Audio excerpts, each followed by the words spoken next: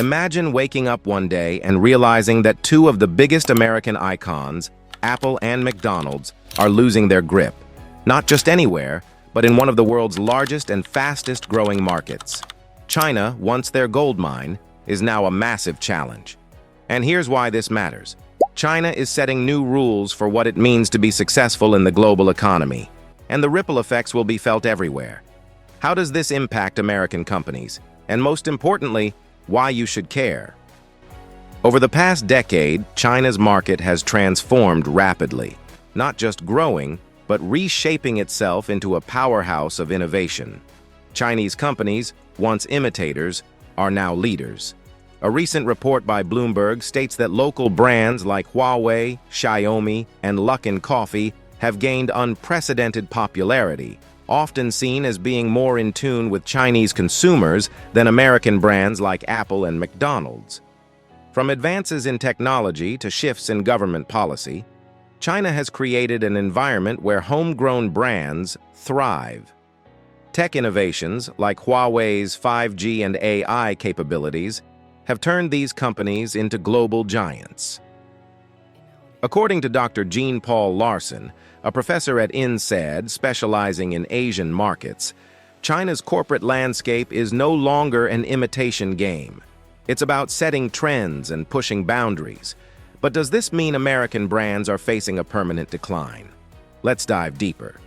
For American companies, this isn't just a phase. The data suggests a lasting shift. A 2023 survey from Global Times reports that over 70% of Chinese consumers prefer local brands over foreign ones, a dramatic reversal from a decade ago. This change aligns with China's new economic strategy, known as the dual circulation model, which emphasizes self-sufficiency and encourages domestic consumption. This means that while China is open to foreign brands, it is much more supportive of its own. According to Wang Wei, a senior economist at the China Center for International Economic Exchanges, China's push for domestic consumption is no longer just a goal. It's a policy shift with teeth. So what's actually driving Chinese consumers to prefer their local brands over these global giants? Please like and subscribe. Your support helps us grow. Thank you. Several factors are behind this shift. First, cost. Apple, once a symbol of aspiration, is now seen as overly expensive. Local competitors like Xiaomi and Oppo deliver similar quality at a fraction of the cost. A study by McKinsey & Company shows that 62% of Chinese consumers now seek value for money brands over premium labels. Then there's the matter of quality. Many younger Chinese consumers perceive local brands as equal, if not superior, to foreign ones. A survey by Statista reveals that 55% of respondents under 35 trust Chinese brands just as much as, or more than, foreign brands. The rise in quality perception has leveled the playing field, if not tilted it in favor of Chinese brands. Notes Mei Zhang, a retail analyst at China Renaissance Capital. With cost and quality influencing choices, what about brands like Huawei and Xiaomi? What's making them resonate so deeply with Chinese consumers? Local giants like Huawei and Xiaomi have captured Chinese hearts, and it's not just about product specs. When Huawei faced U.S. sanctions, many Chinese consumers rallied around it, seeing Huawei as a symbol of resilience. According to South China Morning Post, Huawei's market share in China surged by 30% after the sanctions, a clear indication of consumer solidarity. Chinese consumers don't just buy Huawei because of its quality. They buy it because it represents a defiance against foreign restrictions, explains Xiao Chen, a consumer behavior expert at Tsinghua University.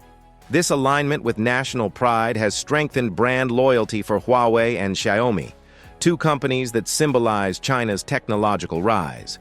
But national pride is only part of the story. This isn't just a trend, it's a powerful shift that has deep implications for how international brands are perceived. Chinese consumers are not only choosing products but aligning their choices with values. Buying from Huawei, for instance, is often seen as supporting China's fight against U.S. sanctions. For many, supporting local brands isn't just about price or quality, it's a matter of national pride, explains Dr. Li Wei, a sociologist from Peking University.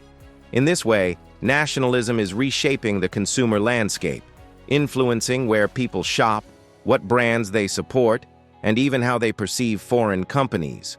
But how does this play into economic conditions? With the cost of living on the rise, are Chinese consumers choosing local brands just because they're patriotic? Or is it also about saving money? Let's explore. With living expenses growing rapidly, particularly in cities like Beijing and Shanghai, consumers in China are increasingly cost-conscious. The China Daily reported that since 2022, the average cost of goods and housing has risen by nearly 15%, putting pressure on everyday budgets. Foreign brands, often priced at a premium, are now perceived as luxury options. While McDonald's and Starbucks once represented a trendy lifestyle, their products are now nearly twice the cost of local alternatives. Local brands, on the other hand, often provide similar quality at more affordable prices. An example is Luckin Coffee, which has aggressively priced its products to compete directly with Starbucks. According to The Economist, Luckin Coffee saw a 30% increase in market share over the last year by appealing to value-seeking customers. The affordability factor is crucial, notes Jing Zhang, an economist at Shanghai University of Finance and Economics. Chinese consumers are pragmatic, especially as the cost of living rises, and they're willing to choose brands that fit their budgets. But beyond economics, how are foreign brands managing within China's evolving regulatory landscape?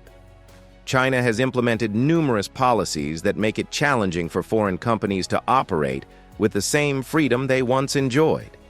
New data localization laws, for instance, require companies like Apple and Tesla to store user data on Chinese soil, significantly complicating compliance and security management for these brands. Apple had to reconfigure its entire Chinese data infrastructure, an endeavor that Bloomberg estimated added millions in additional costs. According to Zhao Xing, a policy analyst at China Economic Review, these policy changes are not just administrative, they're structural, reshaping how companies operate and impacting their bottom lines. With compliance costs soaring, some companies are questioning their long-term viability in the Chinese market, especially when compared to local competitors who aren't facing these same hurdles. And as if navigating regulations weren't enough, sustainability is another pressing issue for brands in China. But how important is it really for foreign brands to embrace green practices to succeed? Sustainability isn't just a bonus in China, it's becoming a critical factor in consumer decision-making. Environmental concerns are especially relevant to younger generations who see climate change as one of the biggest issues facing their future. Want more content like this? Like, share, and hit that subscribe button now.